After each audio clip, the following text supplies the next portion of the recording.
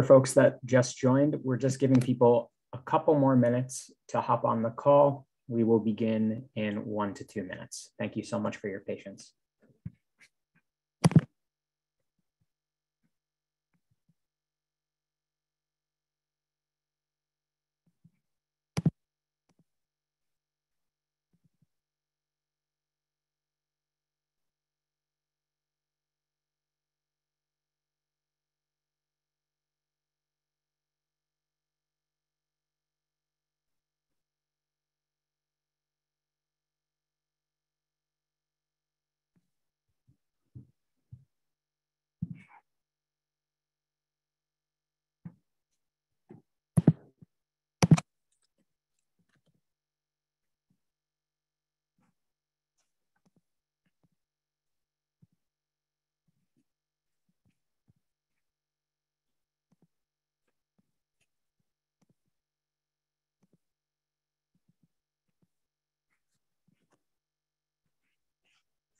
Okay, thank you everyone for being here. We're going to get started. My name is Sam Birnbaum. I am the lead project manager for the Harlem River Preservation Project at Settlement Housing Fund, which is the lead developer, the nonprofit developer on this project. We're really excited to have you here. It's been a few weeks and we're always happy to be with residents. Really thankful that you're taking time out of your evenings to hop on. Just a few quick introductions. Would the Spanish translation line please introduce themselves? Good evening. The following announcement will be presented in Spanish. Buenas tardes y bienvenidos a la reunión de Harlem River. Para las personas que desean escuchar la presentación en español de manera simultánea, favor de marcar desde su número telefónico el 646-558-8656, seguido de la tecla de identificación 848-608-3704. Repito, las personas que deseen escuchar esta presentación de manera simultánea desde su teléfono celular, favor de marcar el número 646-558-8656 con la clave de identificación 848-608-3704, signo numeral. Gracias. Thank you. Thank you, Juan Carlos. And would the Chinese translation line please introduce themselves? 大家晚上好。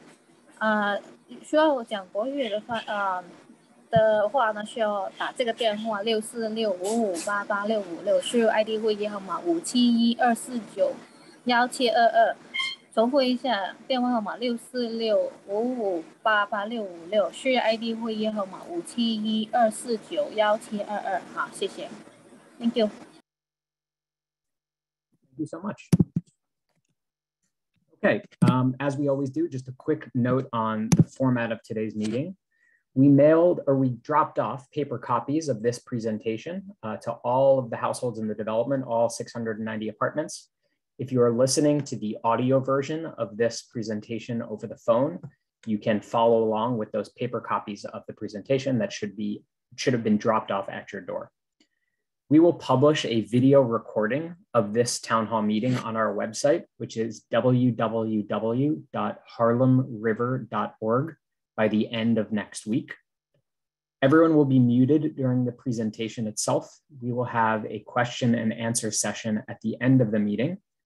During that session, to ask a question, you can, first of all, type your question in the Zoom chat at any time. So actually, you don't need to wait until the very end. If you have a question, you can type it into the chat anytime you want. We will either type a response or answer the question out loud during the Q&A session. If you'd like to ask a question during the Q&A session, you can do that in a few ways. You can, first of all, again, type your question in the Zoom chat, or you can raise your hand in Zoom. The meeting host will call on you during the Q&A session. We will unmute your microphone so you can ask your question. If you're using a smartphone to dial into this meeting, to raise your hand, you tap the screen of the Zoom meeting, a toolbar will appear, tap participants, and then tap raise hand. If you're using a computer, move your mouse on the Zoom meeting screen to reveal the toolbar, click participants and click raise hand. And finally, if you are calling into the meeting using a telephone and you would like to raise your hand, dial *9 to raise your hand. We will unmute your microphone, call on you so you can answer. You can let us know your question. A quick agenda. So we're going to start with a message from NYCHA, which will take approximately 10 minutes. NYCHA will recap the PACT program and talk a bit about resident engagement. They'll also introduce the topic of temporary moves. Then they'll pass it back to the development team, which will go through the details of temporary moves during construction, which will take approximately 30 to 40 minutes. And then finally, we'll end with a long Q&A session of approximately 40 minutes. So now I'd like to pass it over to NYCHA, Michael Parkinson at NYCHA. Great, thanks so much, Sam. I really appreciate being here with you all this evening. As I mentioned, my name is Michael Parkinson, and I am the Director of Community Planning in NYCHA's Real Estate Development Department. As I think you all know, at this point, we are partnering with Harlem River Preservation to bring comprehensive improvements to your development as part of the Permanent Affordability Commitment Together program, otherwise known as PACT, P-A-C-T. The PACT program unlocks resources for your development, resources that will be used to make improvements to your homes, to your buildings, and to your campus, all while preserving permanent affordability and the same basic rights you have today. Day-to-day management and operation of your buildings will also transition to our PACT partners. But of course, NYCHA is going to remain an active partner throughout. We at NYCHA will continue to own the land and the buildings, but beyond that, we remain responsible for administering things like the Section 8 subsidy. We'll certify resident incomes that set rents. We manage the Section 8 wait list for your development, among other responsibilities.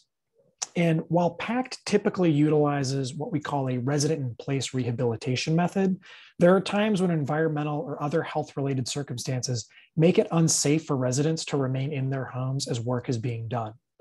And because of the presence of lead at Harlem River, this is going to be the case here. Everything we do is really with the health and safety of residents in mind, and lead abatement is a really important part of the Harlem River renovation plan. It's essential to making Harlem River a healthier place to live long-term. So NYCHA has established safety protocols for lead-based paint in coordination with both HUD and the Environmental Protection Agency. These protocols will be used for the Harlem River renovation and are designed to ensure that the highest safety standards are followed for all of our households. We've been working closely with Harlem River Preservation to roll out this plan, but this will be a significant change in the plan that was originally communicated to residents.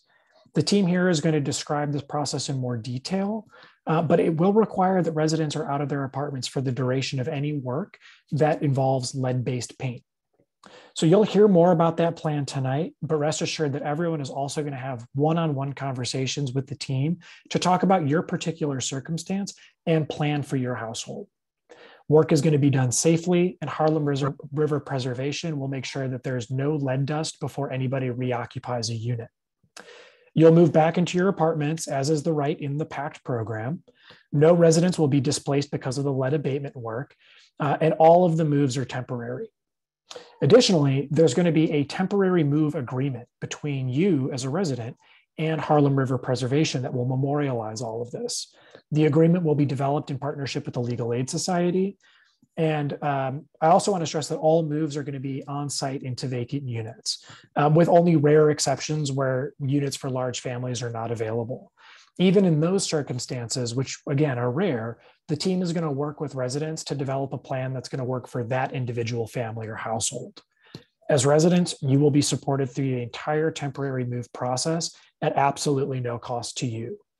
Again, these are going to be temporary moves, and it's really for your health and safety. Nobody can be in an apartment as lead abatement work is being done because it's just a dangerous condition, and we can't have that.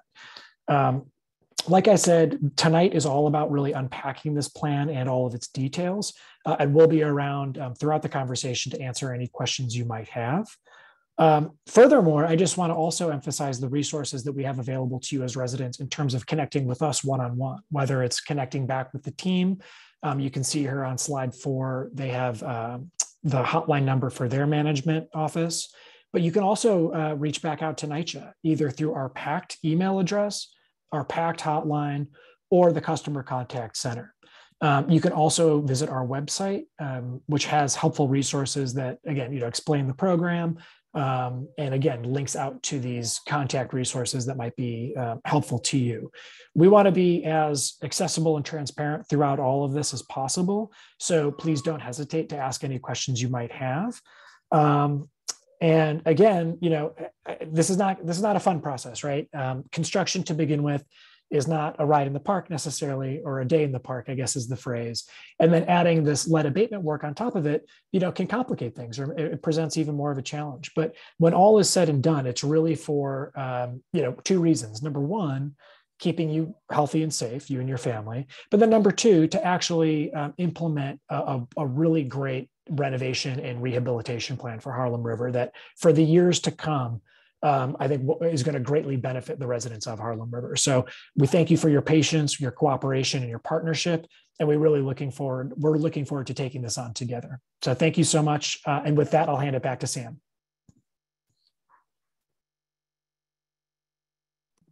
Thank you so much, Michael. I'm actually now going to pass it over to Saida to continue.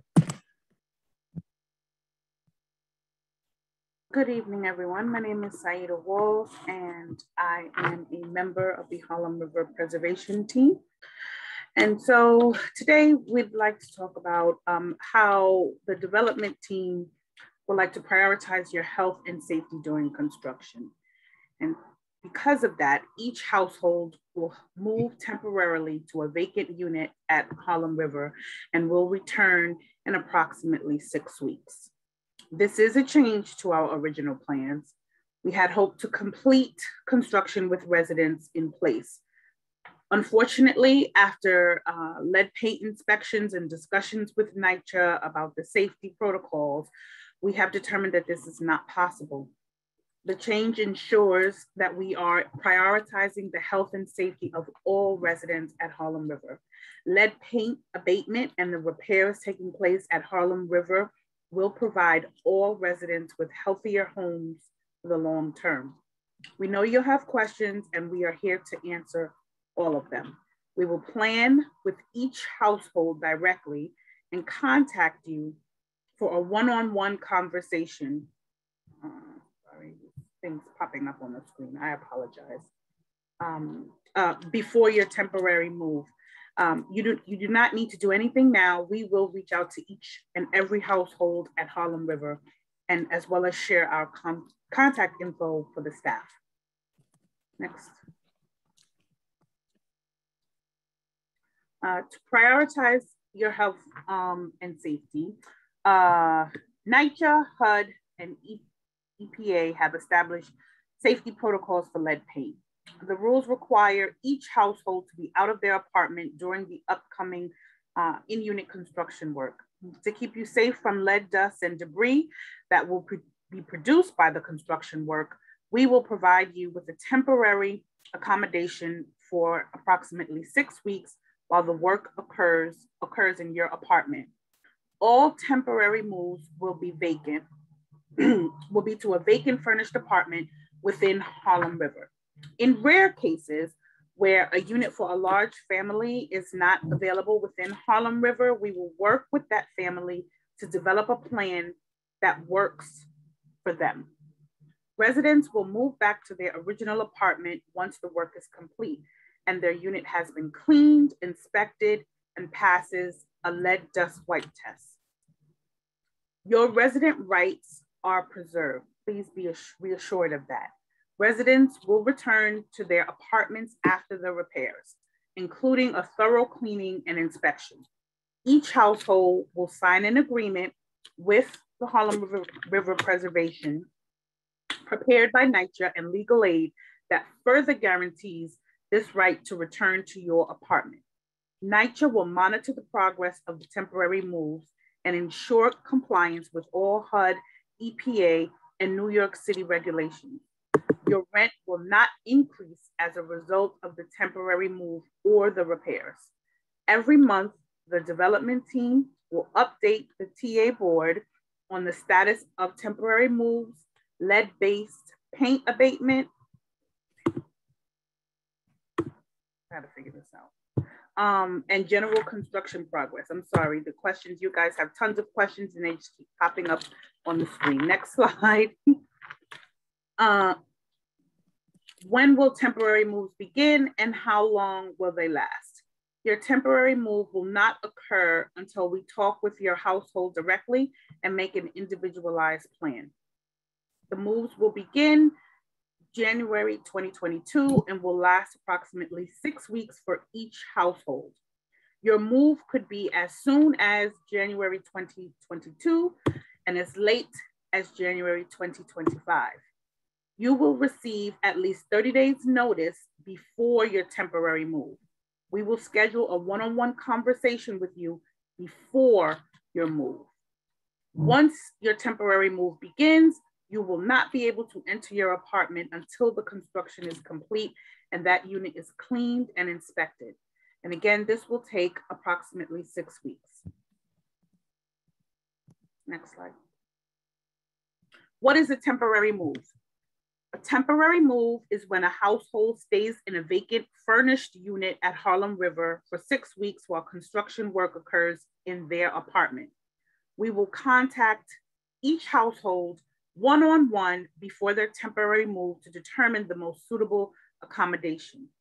Each temporary move will be to a clean, vacant apartment that has already been renovated and is set up with furniture and Wi-Fi. In rare cases where a unit for a large family is not available, we will work with the resident to develop a plan that works for that individual family. Residents can also stay with family or friends if they wish, instead of temporarily relocating into a vacant unit at Harlem River. Residents who choose this option will receive a stipend of $1,000. Next slide. How will residents be supported during this process? Harlem River Preservation has engaged with SAV Enterprises, an award-winning consultant with expertise in temporary and non-displacement resident relocation plans that comply with all HUD and RAD regulations. SAV will support each household throughout the temporary move process at no cost to residents. SAV will schedule the one-on-one meetings with each household to discuss details before the date of their temporary move and will provide moving support. SAV will drop off a written packet to your home with information about the moving schedule, moving support, and contact information for SAV staff.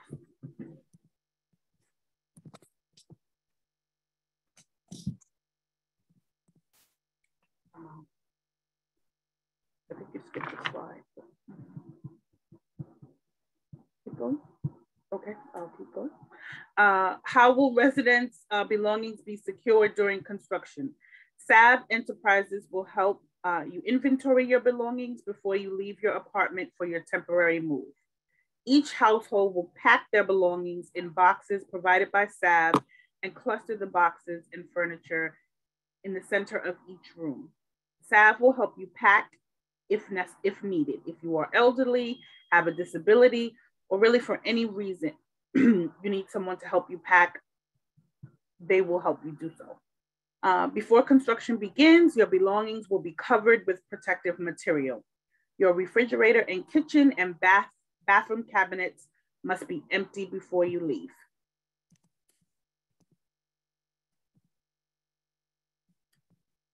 So now we're going to pass it over to Ellie Himmelstein, who works for L&M Builders, which is the general contractor for this project, just to say a bit about what your apartment will look like when you return after your 6-week temporary move. Ellie, please feel free to unmute your mic and walk us through these 2 slides. Thanks, Sam. Hi, everyone. So just briefly, this is a rendering from the architects of the kitchens. You'll note that there's new flooring in the kitchen. There's going to be new flooring throughout the entire apartment. We're going to paint the entire apartment. You're seeing the new painted walls in the kitchen as well. A new LED light fixture, new electrical outlets, which are ground fault circuits. The new flooring we mentioned, new cabinets, new quartz or stone countertops, The existing double sinks are going to be replaced with new stainless steel double sinks, new faucets, new plumbing to the walls to address the various leaks that are existing, and really beautiful stainless steel appliances. Bear with the rendering. Obviously, when we have the actual real thing on site, it shows a lot better. Right now, I know it just looks basically like a silver rectangle. But these appliances have been chosen carefully along with all the other finishes, and we're very excited to have this upgrade to the apartment. We can go to the next slide, please. In your bathrooms, you're seeing this is specific for HRH, but Harlem River, where buildings 1 through 7 have an existing drop ceiling with acoustical tiles that are in various states of poor condition. So we're going to put in a new moisture-resistant sheetrock drop ceiling throughout. Of course, new paint throughout, new light fixtures, new electrical. You're seeing a new vanity going in, raised on from the floor on stainless steel legs, providing additional storage within the bathrooms, new plumbing fixtures, a larger format medicine cabinet than the one that residents have on site right now, which is pretty small. New bathtub, new toilet, the new sink that we mentioned, new shower fixture, grab bars, and as well as all the accessories from robe hooks, towel bars to toilet paper holders. So really I'm sorry, I left out the new porcelain floor tile as well. So all in all, a very exciting product that we're looking forward to implementing.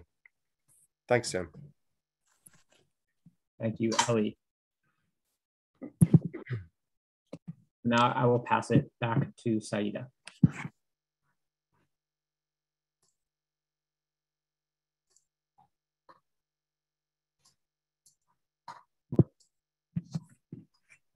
Saida, can you hear me? Apologies, I was still muted. We will complete approximately 1 week of work in your apartment after you move back to your unit. Most construction work planned for your apartment will be completed while you are in your temporary accommodation. We will complete approximately 1 week of work in your apartment when you move back. The work will be to install new windows and the new air conditioning and heating systems. This work will not begin until 2023. You will not need to move again for this work. We will schedule this work with you directly. To address some immediate lead paint hazards, some households will need to move for an additional 2 to 3 days prior to the renovation. We will contact you directly to let you know if this applies to you. Some households have immediate lead paint hazards, typically peeling paint, which needs to be addressed before the full renovation. Households with such conditions may need to move to a temporary accommodation for 2 to 3 days between now and June 2022 to allow for the hazardous condition to be addressed. Residents moving for 2 to 3 days due to lead hazards will move to a furnished vacant unit at Harlem River. In rare cases, where a unit for a large family is not available, we will work with the resident to develop a plan that works for that individual family. If you need to move for 2 to 3 days due to an immediate lead hazard, we will provide you with additional moving support and an extra financial stipend to cover your out-of-pocket expenses. The additional financial stipend will be $45 per day. If you have an if you have an immediate lead hazard and need to move for the extra 2 to 3 days, you can stay with family or friends instead of a vacant unit at Harlem River if you wish. Residents who choose this option will receive moving support and a stipend of $300. Residents moving for 2 to 3 days due to an immediate lead hazard do not need to pack up your furniture nor your belongings beyond what you need to keep with you while you are out of your apartment. In summary. Saida, I know you walked us through this beautifully. I just would love to summarize this and give you a break for a second. Sure. So just a few points of summary. This was obviously a lot of information. So I want to walk you through the summary quickly, and then we can move on to questions. So just for starters, NYCHA, HUD, and the EPA, the Environmental Protection Agency, have established safety protocols for lead-based paint. These rules require each household to be out of their apartment during the upcoming in-unit work. You will be able to move back to your original apartment once the work is complete. To keep you safe from dust and debris that will be produced by the work, we will provide you a temporary accommodation for approximately 6 weeks while the work occurs. The temporary move will be to a vacant, furnished apartment that is within Harlem River. You may stay with family or friends instead of in a vacant, furnished apartment at Harlem River if you wish. You will receive $1,000 if you choose this option. NYCHA and HUD will oversee the temporary moving process. Your rent will not change as a result of your temporary move or as a result of the repairs. Your temporary move will last approximately 6 weeks and will occur sometime between December 2021 and 2025. Harlem River Preservation has engaged SAV Enterprises, SAV, to support you in all aspects of your temporary move. All of this support is provided at no cost to residents.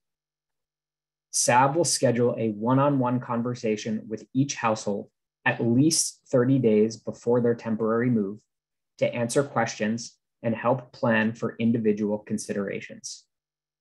You will receive moving boxes, packing tape, and will have help packing your belongings if you need. You will also receive a stipend to cover your out-of-pocket expenses.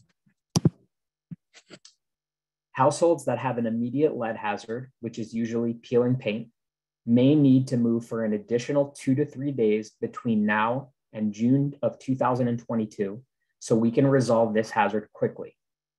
If this applies to your apartment, we will notify you directly and provide additional moving support and an extra stipend.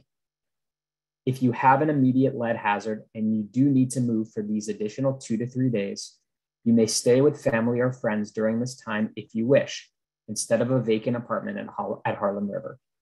You will receive $300 if you choose this option. So what to expect in the next few months? You do not need to do anything right now to prepare for your temporary move. We will deliver a packet of written information to your apartment and contact you directly for a one-on-one conversation. These information packets will also be available in Spanish, Chinese, and Haitian Creole. NYCHA remains the property manager at Harlem River. Until the conversion, please contact NYCHA for all maintenance issues. We are continuing inspections and some limited repairs in some apartments. We will post and deliver notices with the repair schedule and work with you to find a convenient time. Lease signing appointments are still ongoing. I know many of you have probably had yours already. You can call 212-298-3450 for free legal services from the Legal Aid Society, including help reviewing your new lease. You may see or hear us working in the apartment's common areas or mechanical areas. And these resident town halls will continue every 4 to 6 weeks. Almost finished. Who should you contact with questions? For repair issues in your units in the immediate term, please continue to contact NYCHA's Harlem River Property Management Office. For questions about the PACT program, please contact NYCHA's PACT hotline. For general questions for NYCHA, contact the NYCHA Customers Contact Center. For questions about temporary moves, you can contact SAV Enterprises, although again, we will be reaching out to all households directly. And for questions about leasing and upcoming construction work, you can contact our main office, our Harlem River Preservation Office, and all of the numbers for the different resources I just mentioned are listed on this slide. We are now going to move to the Q&A session. My colleague Judy Herbstman will be managing this session. We'll be answering some questions and we'll also be passing other questions to the different folks that we have on this line. I'll run through quickly how to ask a question. You can do so in a few different ways. First is to type your question in the Zoom chat, and it actually should say the Q&A. We will either type a response or answer the question out loud. You can also raise your hand in Zoom. The meeting host will call on you. Judy will call on you. I will then unmute your microphone so you can ask your question. In order to raise your hand, it depends on how you're calling into this meeting. If you're using a smartphone to call in, just tap the screen of the Zoom meeting. A toolbar will appear. Tap participants and then tap raise hand. If you're using a computer, move your mouse on the Zoom meeting screen to show the toolbar, click participants and click raise hand. And if you are calling into the meeting using a telephone, dial *9 to raise your hand. Judy will call on you and I will unmute your microphone. We will also be taking questions from the translation lines.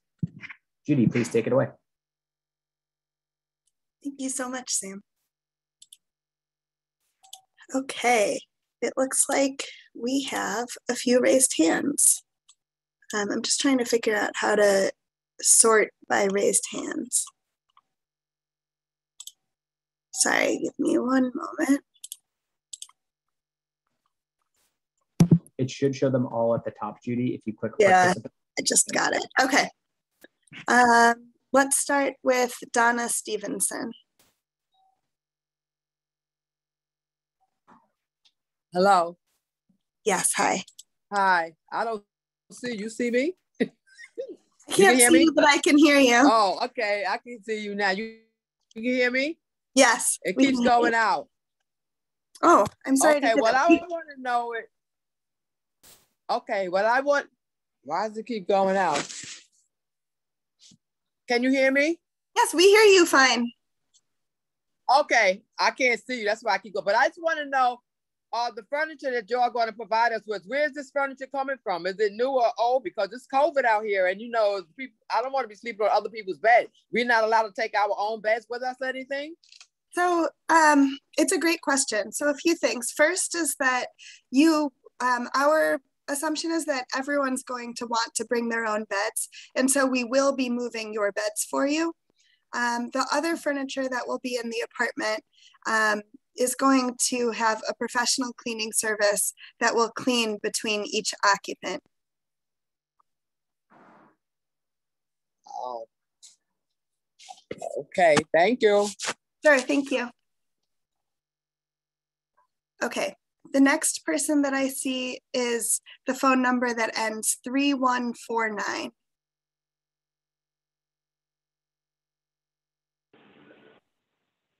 Hello, good evening. Can you hear me, ma'am? Yes, thank you.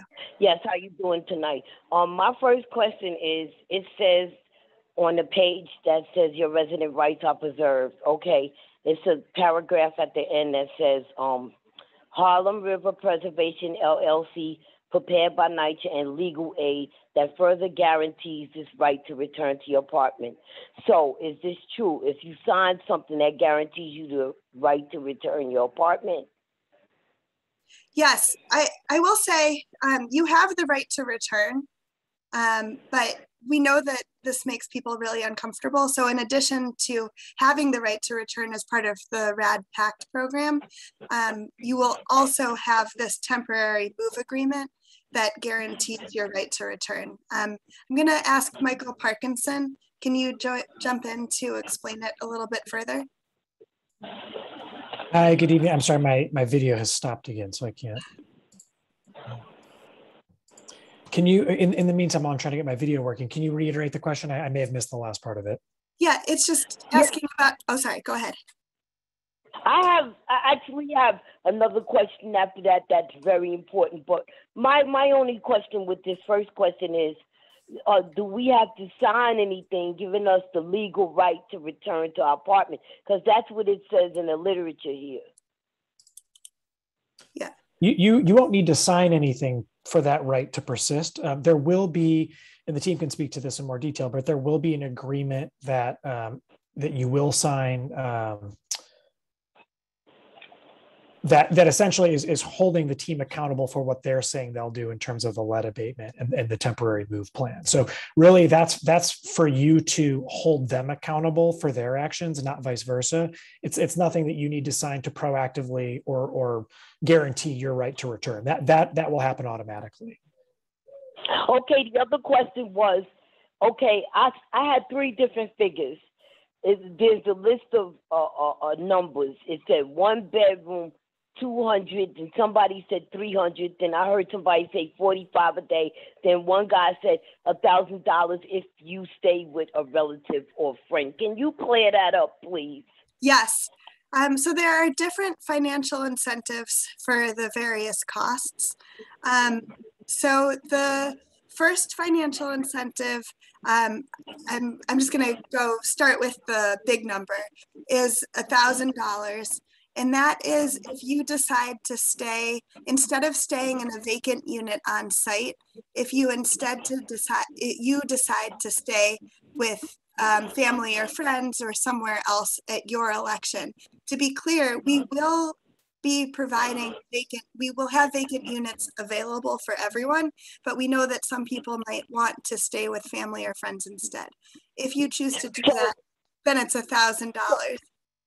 Right. So if somebody chooses to stay in one of the temporary places, that means they're not eligible for that money? So if you instead decide that you want to stay in one of the temporary units, then you will receive a financial stipend that is based on the size of your unit. So a studio would receive $150, a 1-bedroom would receive $200, a 2-bedroom $250, a 3-bedroom $350. Did I get that right, or was I off by $50? I think I got that right. We can put the slide back up. That's if you decide to stay in one of the temporary units for the 6 weeks. The last amount is that there are some households who have immediate lead hazards. Those households are going to need to move out for just 2 or 3 days while we do immediate work to address those immediate lead hazards. Sorry, I said immediate twice. But if you are subject and you need to move out for 2 or 3 days, then you will receive $45 per day. So that's why there are 3 different numbers. Wait, ma'am? Yes. Hello, ma'am? Ma'am, so nothing was said about the living room. They showed pictures of the kitchen being done in the bathroom. What about the living room? Okay, let's answer this, and then if you don't mind, after this, we want to give time because there are 20 other hands raised. So if you could, after we'll answer this question, and then if you could re-raise your hand if you have more questions after this. Thank you. I'm going to turn this over to Ellie to talk about the scope of work in the living room. Right. So the scope when we go into the apartments, and as difficult as relocating is, the one positive from the construction side is it allows us to address everything in your apartment. So there'll be new flooring throughout the apartment. That's the living room, the bedrooms, the kitchen, etc. The new flooring that we mentioned in the bathroom, new light fixtures throughout in every single room. Right now, a lot of people have floor lamps, or the apartments are a little dark. There are going to be new LED light fixtures installed in every room.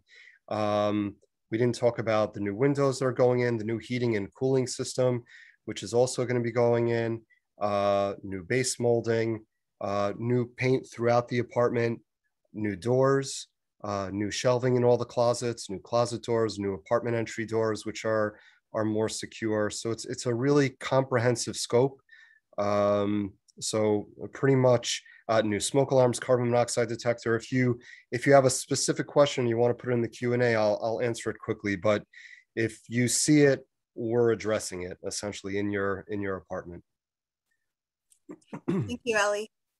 The next person with their hand raised is the phone number ending 4208.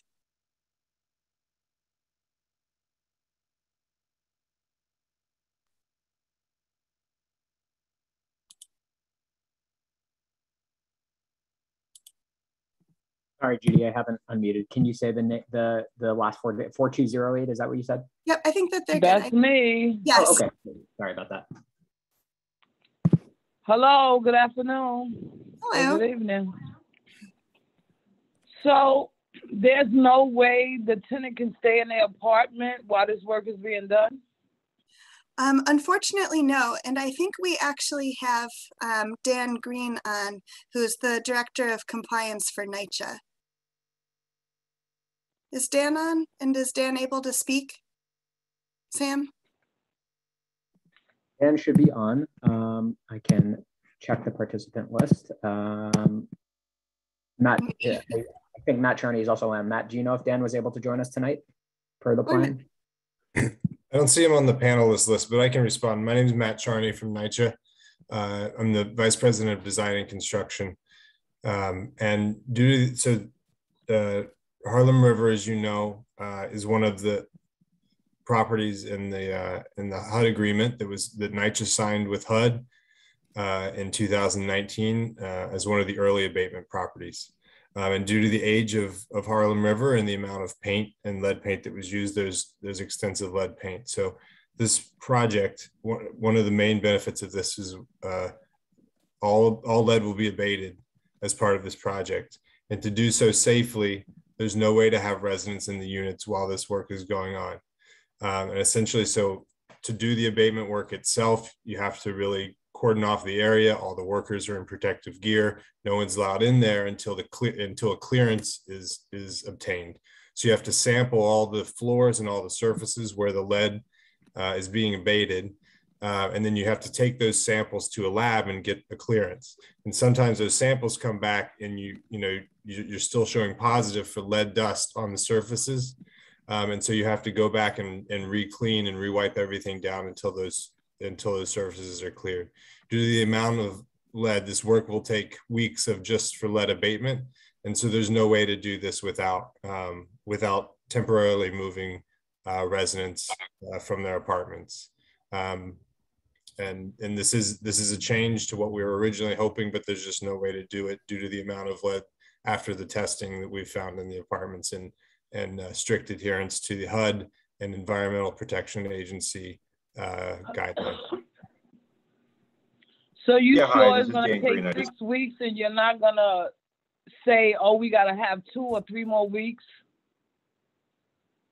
The estimate is approximately 6 weeks for all the work to be done in the apartments, including the lead abatement. I think in some cases it could take less. I think it's a conservative estimate, 6 weeks.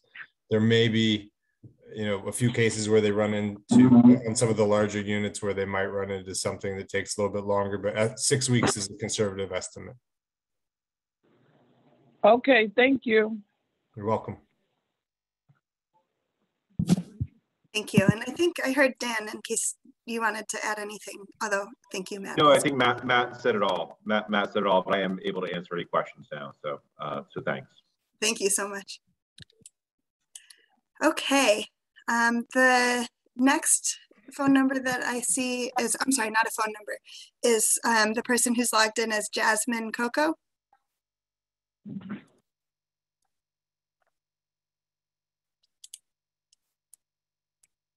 Hello, can you hear me? Yes, thank you. Hi, good evening, everyone. I just have maybe 2 questions. The first question is, what is a person supposed to do with all of their furniture? Because obviously this is extensive work and we don't want to leave we can't take all of our furniture to the other apartment, especially since it's already furnished. So what are we supposed to do with our things in our apartment? Yes, great question. So the first answer is that SAV will be working with you to develop an individualized plan. So I'm going to give a generic answer, but you may have specifics that you'll need to deal with one-on-one. The generic answer is that your possessions will either be packed in your unit and consolidated. It's called center piled, so that it'll be in the center of the unit and the movers will be able to move it from room to room and they'll do one room at a time. Or your belongings will be stored at a professional off-site storage facility. And we'll work with you to figure out which is suitable. Thank you. Also, I think you've already answered this question, but just in case, because I'm here with my grandmother, I want to make sure that I understand everything. Any out-of-pocket expenses are to be reimbursed. Am I correct? Yes, the hope is that the stipend that we're providing is going to cover out-of-pocket expenses. Okay. But if for some reason you expect yours for a particular reason to exceed that, then we'd want you to work directly with SAV and we'd come up with a plan together. This whole thing should not cost you. You have another question? You have another question? Okay, thank you. Thank you so much. Okay, the next person that I see is Migdalia Pena. Yes, good evening. My first question is those units that we are going to be transferred to where the construction is being done in our apartment, are they empty right now in the building? It's a good question. The short answer is probably. It is probably one of the existing vacant units throughout the development. But it is possible, as you know, because we're talking about 3.5 years for this whole construction. So it's possible that depending on when in the construction process you individually are going, that it would be to a unit that will open up in the meantime and then be renovated. They'll be renovated before you are moving in temporarily. Okay. And my other question is, how the construction is going to start? It's going to start from the 15th floor down, or they just going to pick a few apartments in each floor at a time? That's a great question. And I'm so glad you're asking it because this is really important for everyone to understand. We're going, except for the very large units, we're going to be doing groups of units at a time based on their proximity. So for Harlem River 1, it's basically stair hall by stair hall. And for Harlem River 2, it'll be based on units that are near each other, 20 to 30 units at a time. I'm gonna ask Ellie if you can jump in just to explain how the groupings of apartments will work. Right. Sorry, I think I got all of the question. I was typing answers on the Q&A and I'm having trouble multitasking. So just the basic sequencing of how it's working building by building? Right, and making sure to understand that it's not kind of random units here and there. Right. So a lot of the work that we're doing in the units, from shutting off water risers to working with the electricity, et cetera, even if we were working in occupied units, we always work by a line. So for example, we wouldn't work in 210M apartment 2A and then go to 2850 to work in apartment 15B. That would mean that we'd be shutting off the water, having to deal with the heat for the entire complex would be impacted at once. So our plan here is to work by riser, and ideally we're going to work by building entrance. We'll probably be able to address 2 building entrances at a time. I'm sorry, I'm speaking specifically towards Harlem River houses. At the tower, we'll work in lines, like the A line, the B line. And again, this just plays directly into being able to do the work as efficiently and as quickly as possible while also keeping the residents safe. Judy, sorry, ma'am, yes? Yes, it's for the building 2850. So how are they going to start? They're going to start from each letter or each floor? Each letter. So the A line, then the B line, etc. Okay, all right. And my next question is, eventually when they finish renovating the building, are we gonna start paying for light bill? No. It's a master metered building. No. Okay, and eventually when they finish too, is this building gonna be turned into a co-op building, or is it just gonna stay the same? No, I can take that one. The building, when this is all completed, it's going to transition to the Section 8 program. So it'll still be rentals just through Section 8 instead of through the public housing Section 9.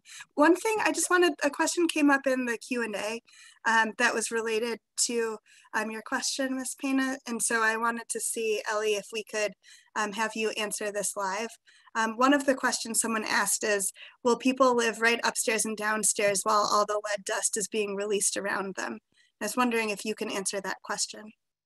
That's a great question. And the answer is no. As long as residents cooperate and leave the particular address, to be relocated to the vacant renovated unit on site within Harlem River, then that particular address would be completely empty. So let's say a typical address at Harlem River Houses, for example, has, let's say, 15 apartments. All of those 15 apartments would be empty. And that's precisely why we want that to happen. Even though lead measures, which our licensed abatement contractors will follow and are required to follow, basically do not allow for any lead, dust, or paint to escape from within the unit itself. And there aren't any common exhaust ducts that would, facilitate lead dust transferring from one person's bathroom to another. Windows have to be sealed, doorways have to be sealed. There are numerous measures which are taken to contain that dust. But still, with that said, our plan, what we feel is safest, is to vacate an entire building address at a time. But Ellie, I think just to jump in on that, because at Harlem River 2, that's not how it's going to work. And even at Harlem River 1 for some of the larger units. So can you talk about the safety precautions that will be in place to make sure that folks who are living next to a unit while it's being renovated will be protected? Sure, sorry. So, to your point, I mean, the biggest benefit of having an address completely empty is it means we can do the work faster, more efficiently, and return the residents there as quickly as possible. I mean, we mentioned 6 weeks conservatively. You can rest assured that we are going to do everything within our power to do that faster.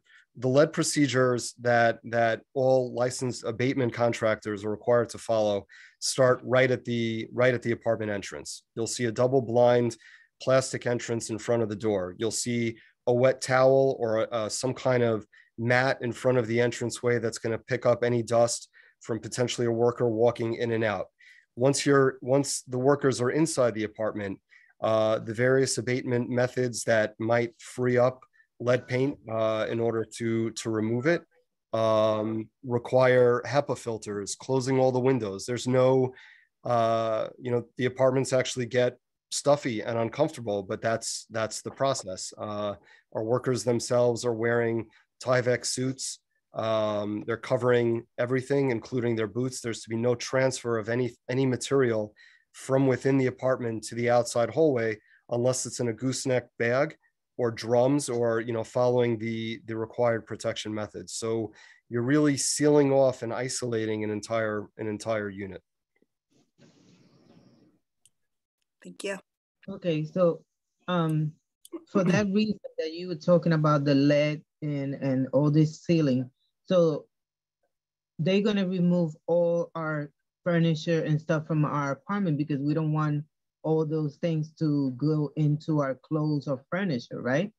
Yeah, so that's a great question. So we're still working on the construction logistics here, but that's why either everything of yours will need to be packed and then Ellie's team is going to put it, I forget how many layers of plastic it has to be under. It's a lot. 2, was that, Ellie? So either it will be in your unit under all of the layers of plastic and inspected and everything to make sure it's fully protected, or it'll be in offsite storage. And that's something we're still working out, and it'll depend a little bit on some final determinations about how much dust we expect to create. I think unless you have a direct follow-up question, we should move on because we still have 29 other people with their hands raised. Okay, thank you so much. But feel free to raise your hand again, please. Okay. Thank you. Okay, the next person is Samiha R.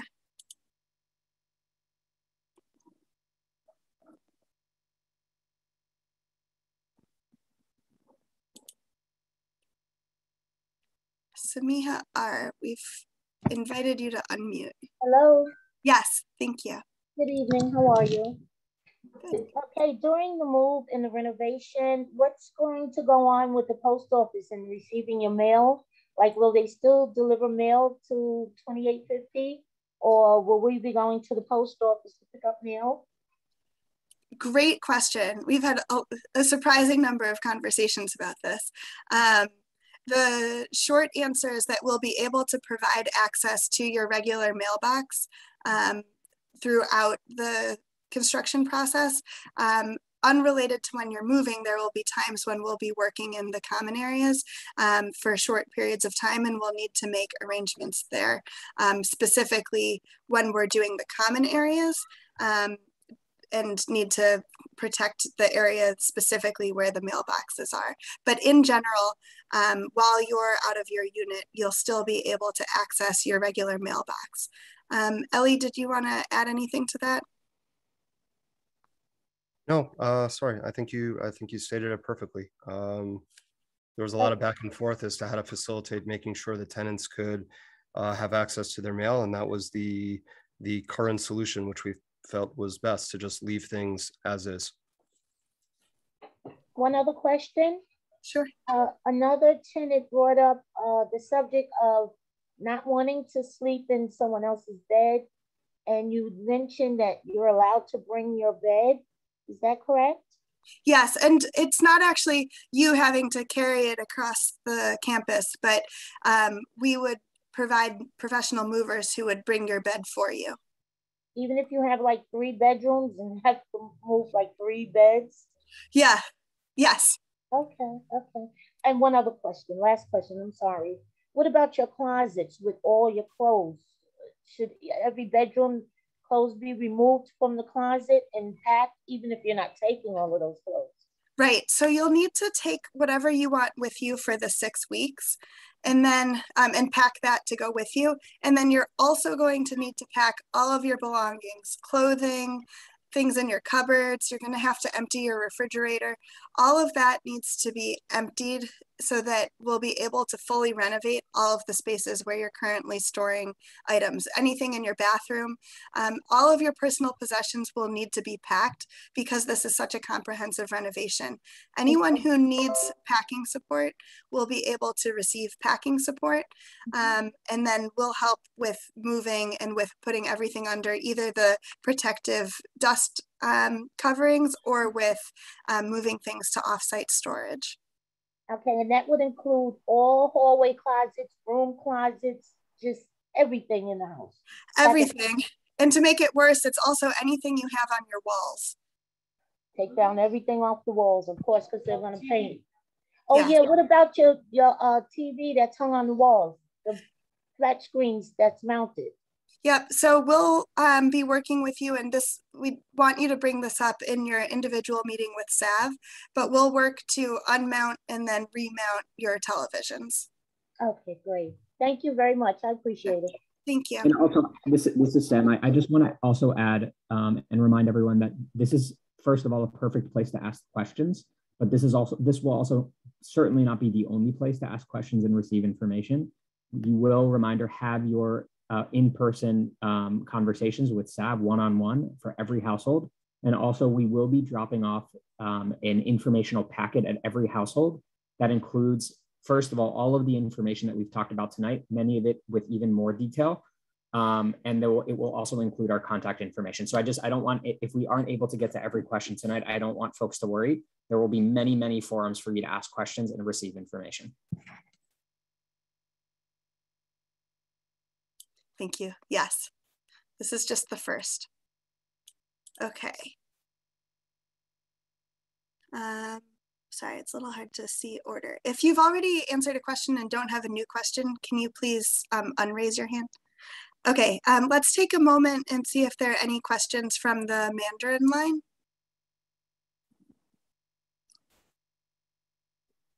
There are no questions from the Mandarin line. Thank you so much. Are there any questions from the Spanish line?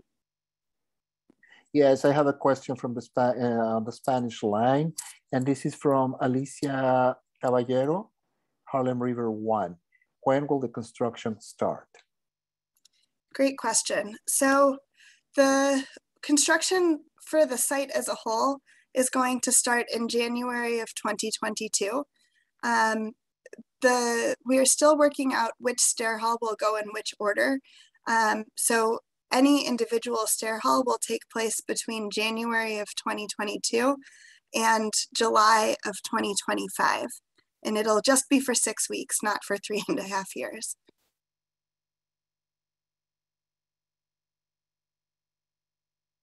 Are there any other questions from the Spanish line?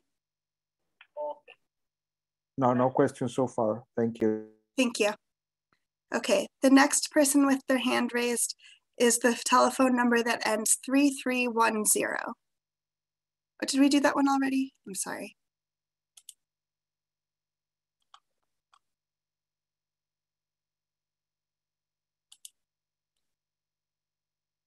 (3310). Do you have a question?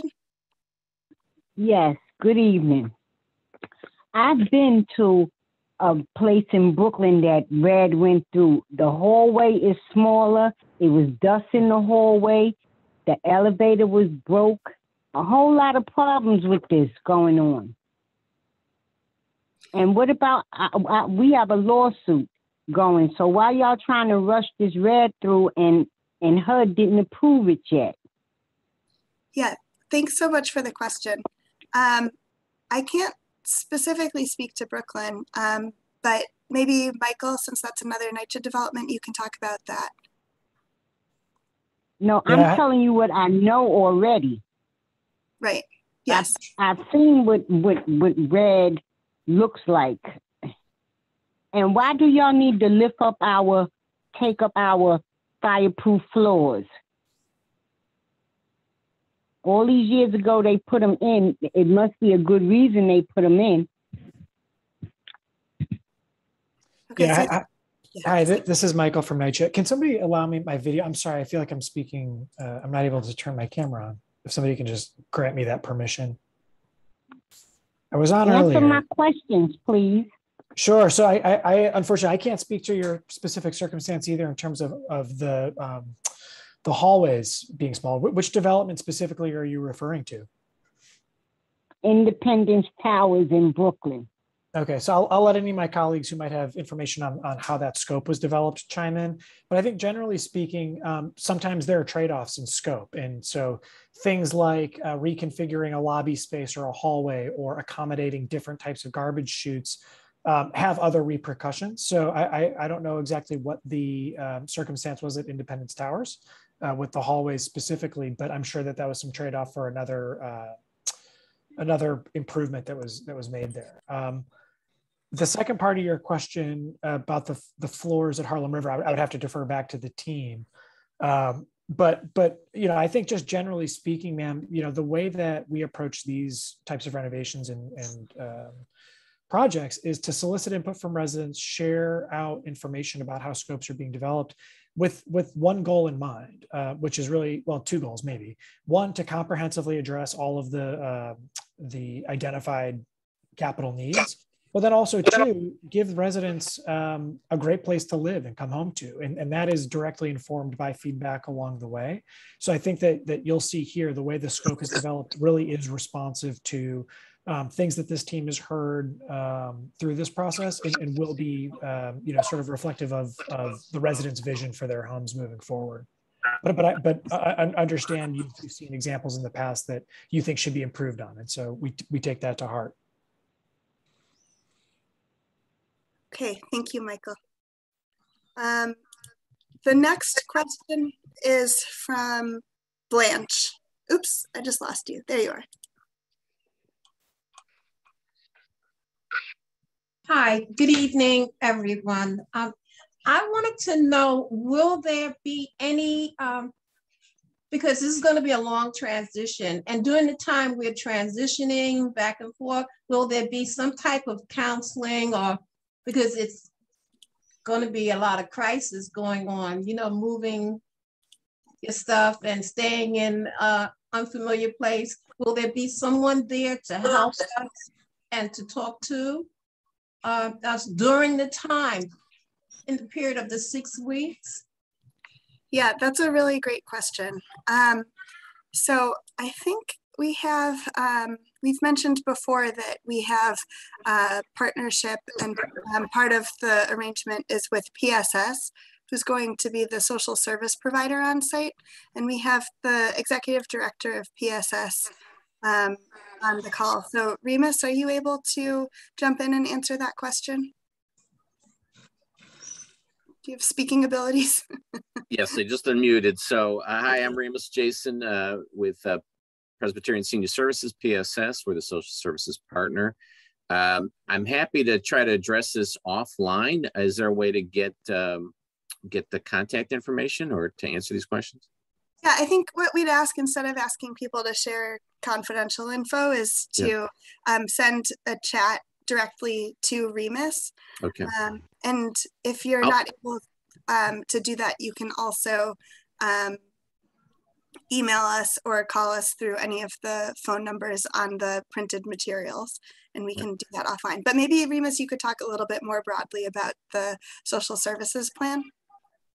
So yeah, I could do that, and hopefully I'll answer the question. But so we've been providing social services in New York City for almost 60 years now. We operate 10 senior centers. We have several senior buildings. We have programs for caregivers. We've also been working with families, grandparents raising grandchildren, et cetera. So we've got a lot of experience working with tenants of all ages. Adults, families, older adults, et cetera. We offer all kinds of programs at our various locations. And what we're hoping to do is work with the team here at Harlem River to start offering programs on site as soon as we're able, as soon as the closing takes place, which is, I believe, later at the end of November, maybe December. We're going to have 2 social workers on site full time. And then we're also working with our classroom instructors, activity instructors, et cetera, that will be bringing programs and activities to Harlem River. I think our biggest challenge will be working with the space that's available while all this construction's going on. But what's been really nice is everybody's been really great to work with and very flexible in trying to figure out the best way we could bring these programs and services on site. But our goal, we already have a social worker recruited. We hope to have somebody actually in place as early as mid-November. Okay, thank you. I have one more question. Will there be any security to monitor our belongings in the evenings, at night, while we're away from home? Yes, that's a great question. The first thing that I'll say is that we'll be doing, one of the things that Sav will do with you in your one-on-one session is, or maybe in a later session, is to do an inventory of all of your belongings so that everything will be documented and categorized. And then the next question is about the actual kind of overall site security.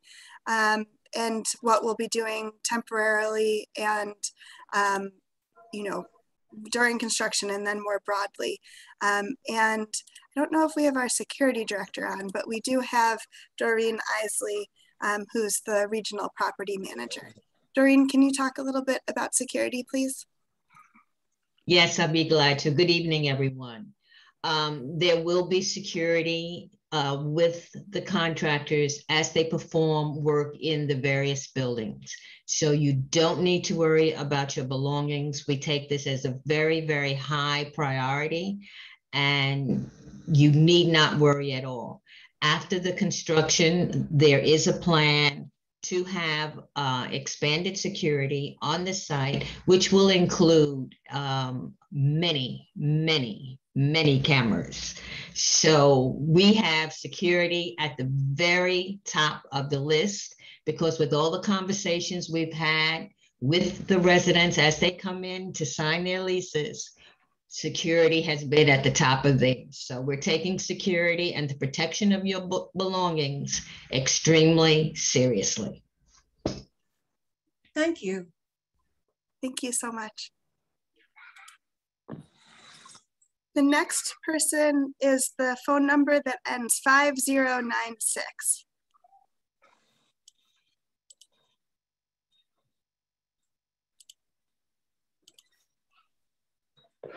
Hello. Yes, hello. Hi, good evening.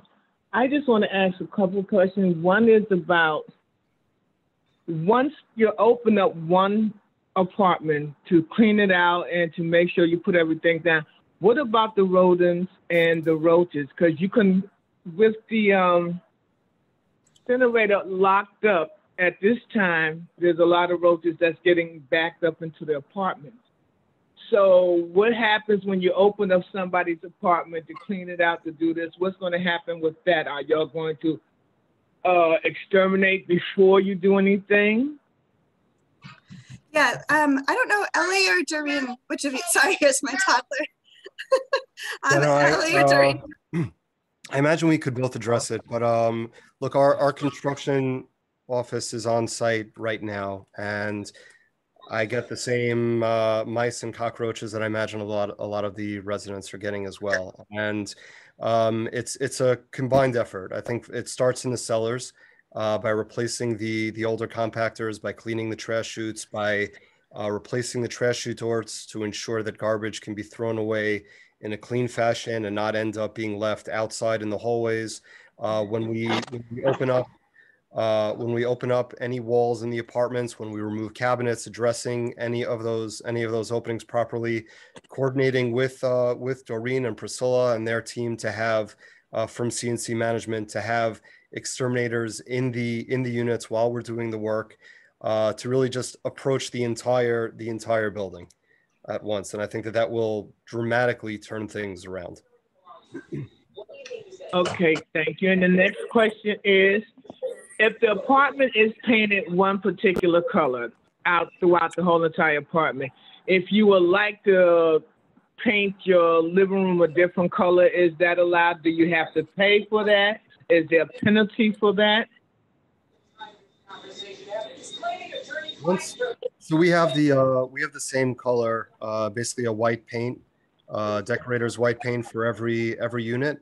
Once we paint, I believe, I mean, this is a better question for management, but I believe you can paint it whatever color you'd like, but it's not so much a money thing as being, if a tenant wanted to give us specific paint or pay something extra, it's really just the ability to go into an apartment and paint it as quickly and efficiently as possible. And that's why we maintain the same finishes for every apartment. Okay, then, thank you. Thank you so much. Apparently, I've only been asking phone numbers. Sorry about that. The next person in order is Asia Gilbert. Hello. Hello. Hello.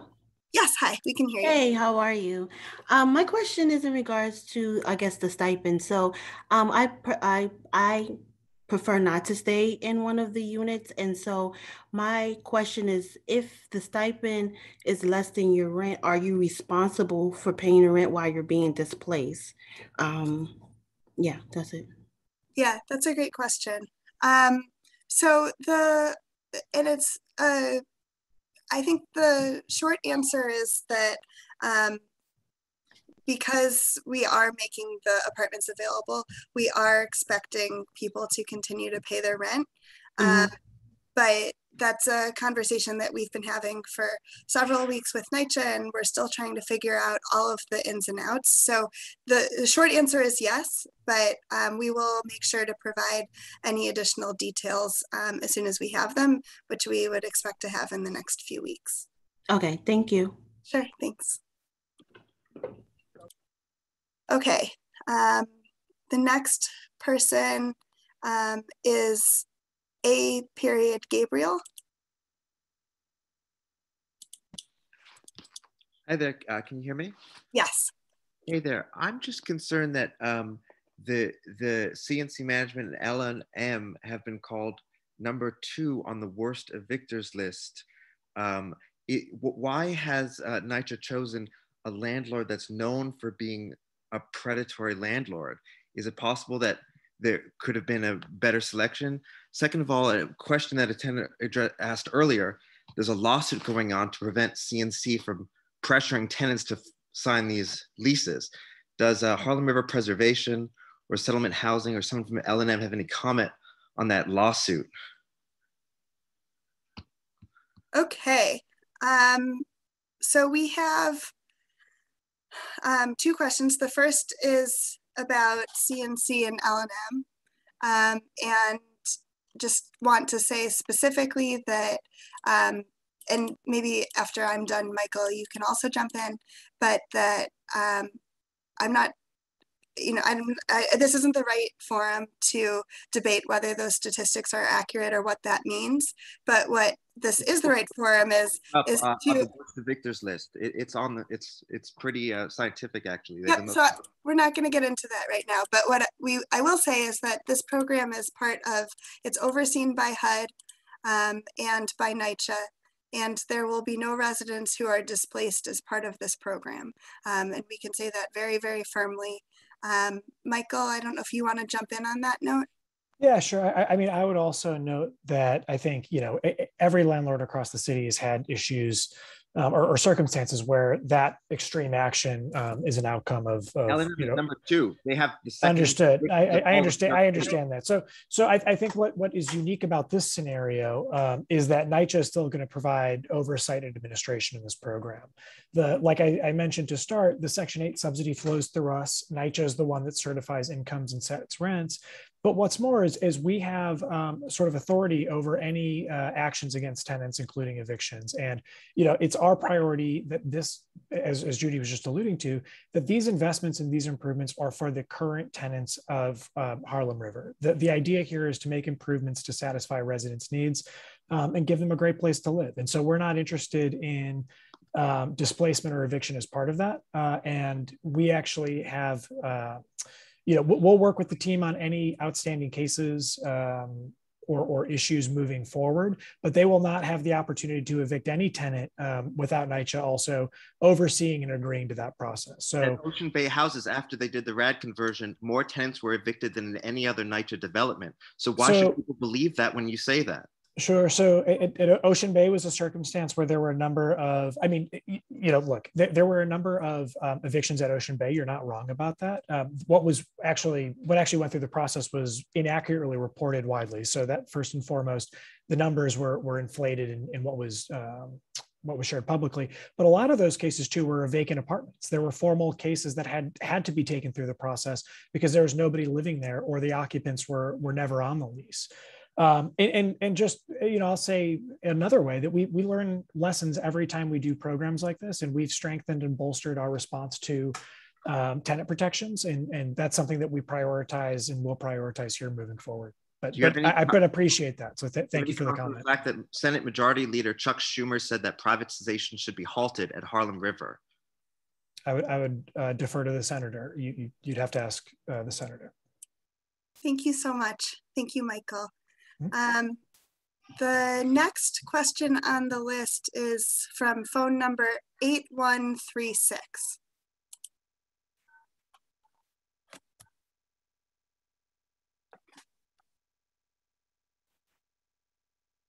Hi, can you hear me?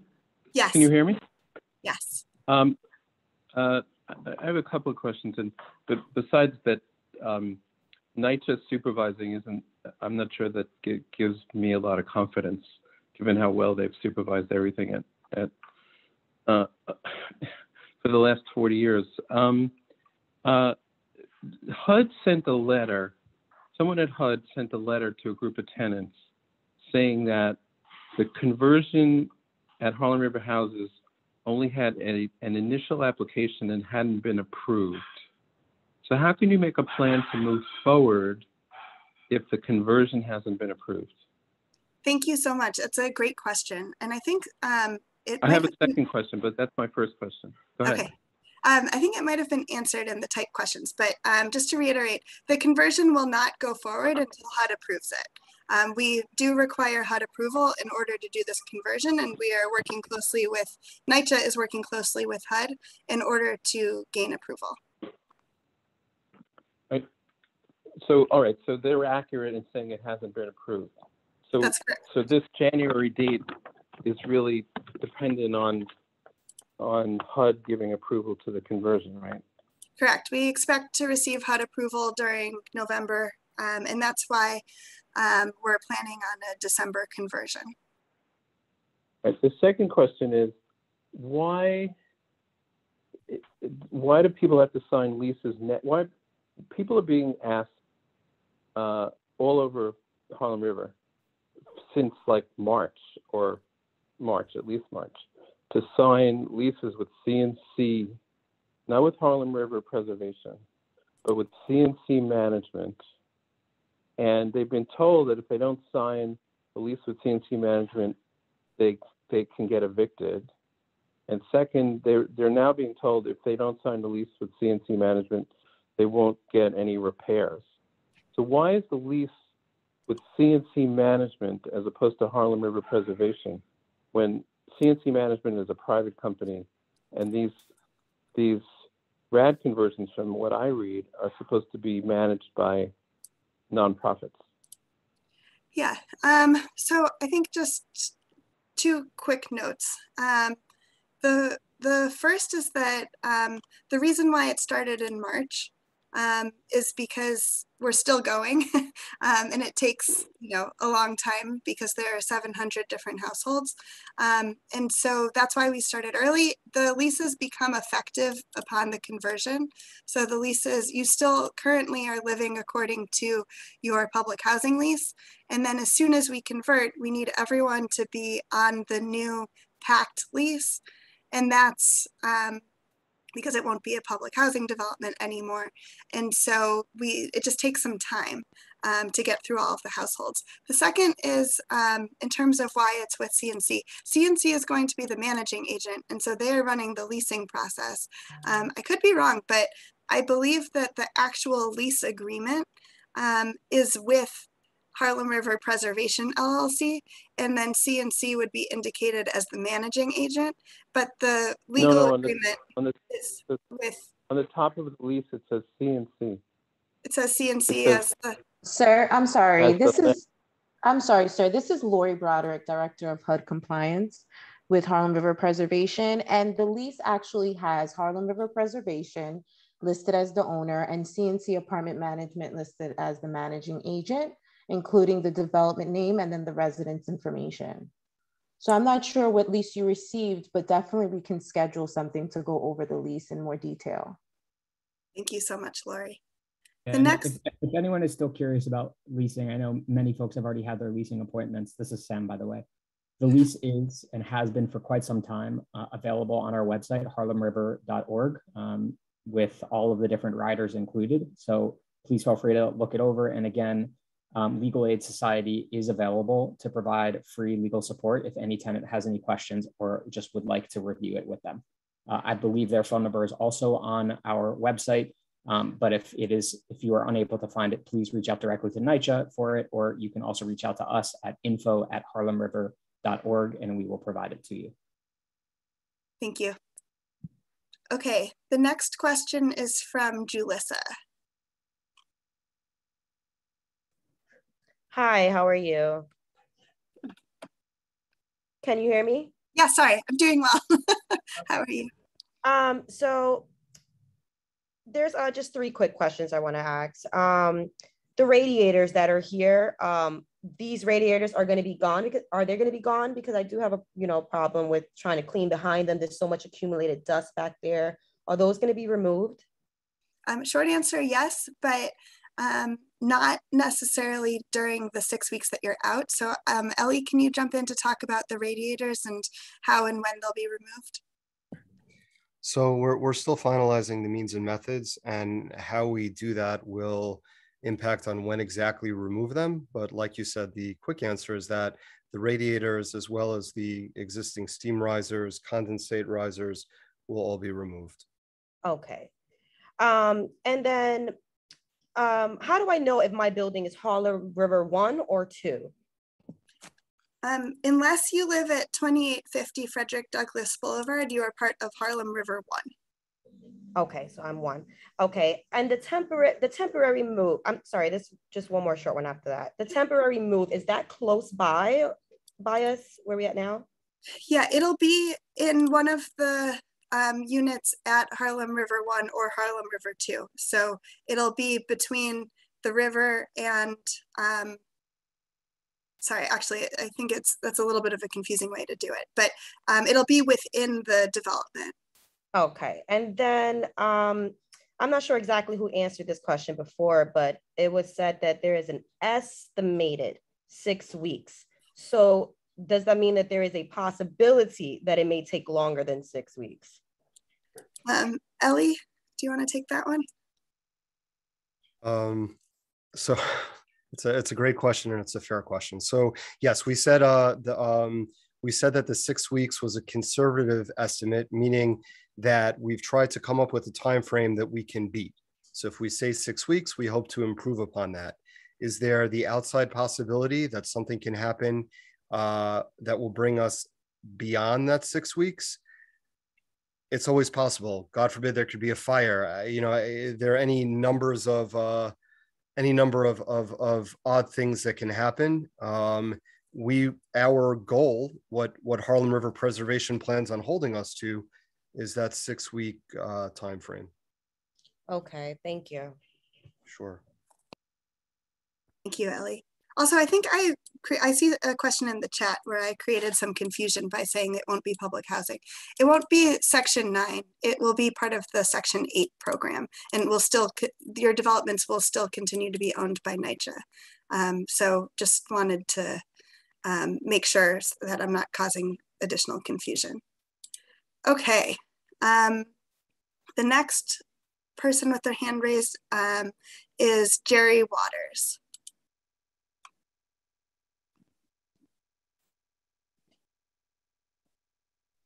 Hello there, can you hear me? Yes, thank you. So my question is this, there was a article printed that said the reason NYCHA is having more regulations is because of problems with the RAD privatization, that companies have been spreading lead and spreading mold. And that's in the city. I try to post it in the chat here. So if that's the case, why doesn't NYCHA do this by itself instead of using a company that hasn't even had approval yet to take over? It seems this would be the far safer option. If the problem is being caused by this privatization, why not clean things up first with people that can be trusted? Great, I'm going to turn this over to Michael. Great, thanks. I actually might ask if any of my colleagues who might be better qualified to speak to this this particular question. Oh, great. Yeah. Thanks, Matt. Yeah, I'm familiar with the article that's being referenced.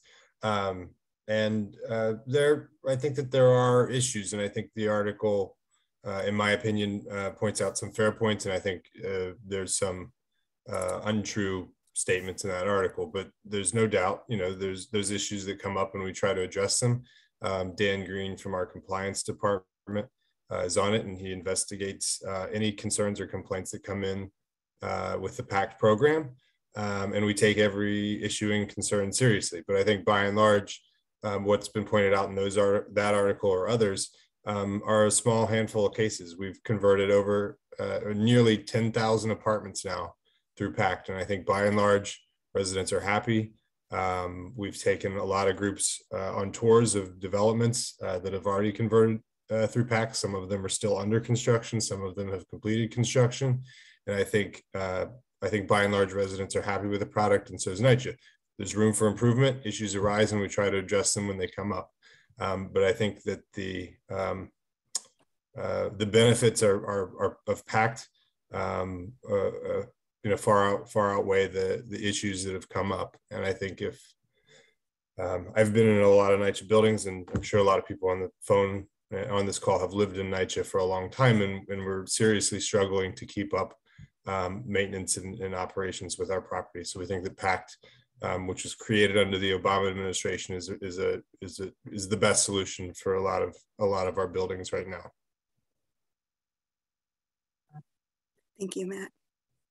Okay, we're coming close to the end of our time and still have 23 hands raised. So if we don't get to your question now, please, please, please feel free to reach out to us. I'll ask Sam in a couple of minutes to go through the ways to contact us. But in the meantime, I just want to do one last check and see if there are any questions from the Spanish line or the Mandarin line. No questions, Spanish line. Thank you. Thank you. Are there any questions on the Mandarin line? No questions on the Mandarin line. Okay, thank you. Okay, I think, Sam, can you explain, amazing. Can you just talk through, for those who don't have the video, what to do, because I am sorry that we did not get to the last 24 hands raised. What to do if we did not get to your question tonight? Absolutely. So yes, I still see a number of hands raised, and there is limited time tonight remaining, but there are many avenues to ask these questions and have them answered. So I will run through, for those of you listening on the phone, if you could have a pen and paper ready, I'm gonna read out some numbers for you. And this will not, again, be the only time that you hear this, but this will be the first time that I'll say it right now. And then I'm gonna say a few other things to remind you of contact information and how to get answers.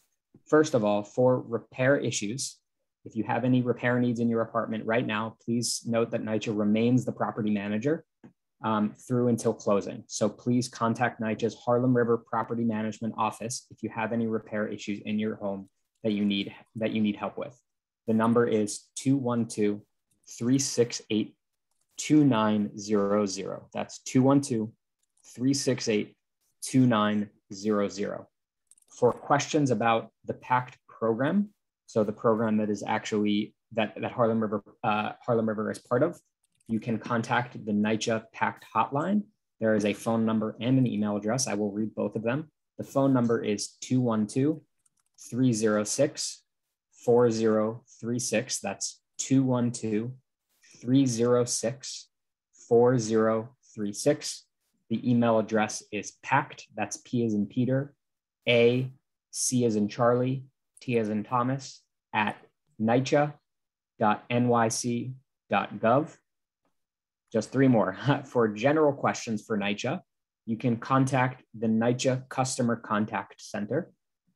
The number is 718-707-7771. That's 718-707-7771.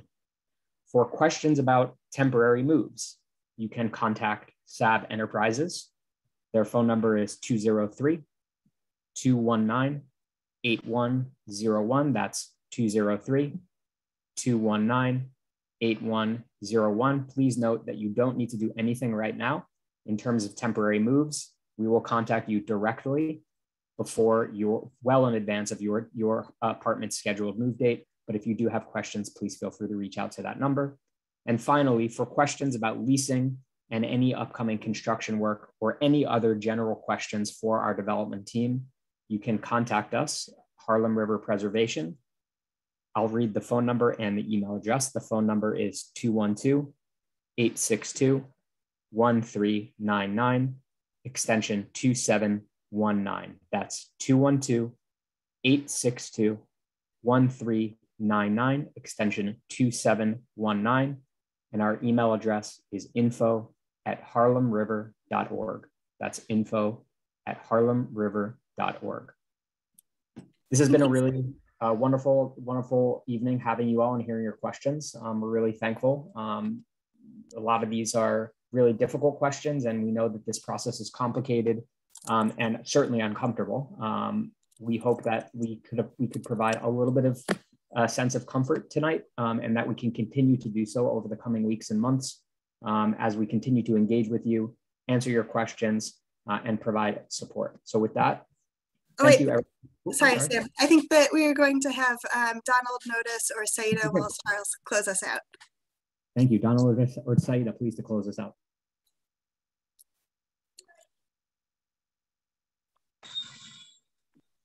Hello, hi. This is Donald Notice, the Executive Director for West Harlem. And I think this was, a lot of good questions was asked, and we have the answers for you.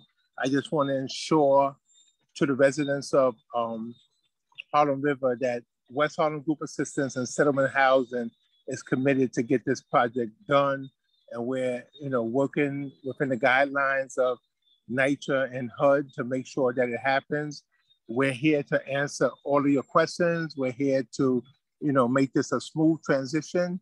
When we go live and start the relocation, we want to make sure that everybody is comfortable, and we've answered all of your questions. So continue to use the numbers that Sam just gave to everybody. There's a lot of numbers, but we're here to answer those questions, and we will continue to have a series of these events, engagement, so we can answer all of your questions that you have. And we want this to be a smooth transition.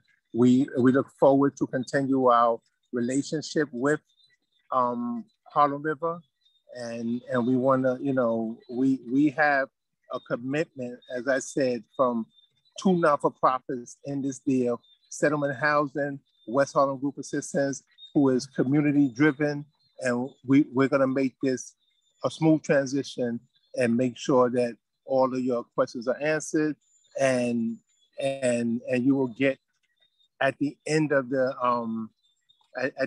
renovation, you'll have what everybody's looking for: decent and affordable housing. Thank you. Thank you so much, everyone. Have a great evening.